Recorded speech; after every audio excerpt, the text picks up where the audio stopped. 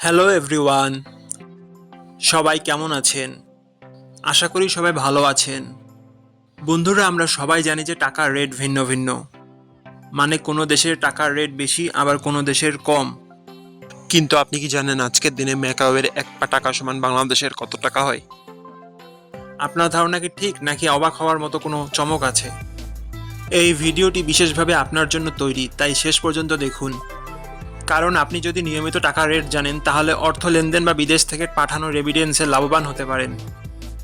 আজ শনিবার 9 মে 2026।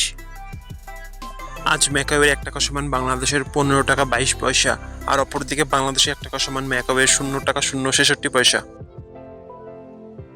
বন্ধুরা, টাকার রেট প্রতি মুহূর্তেই বদলায়, আর এই পরিবর্তন আপনার আয়, খরচ, এমনকি সঞ্চয়ের উপর প্রভাব ফেলে।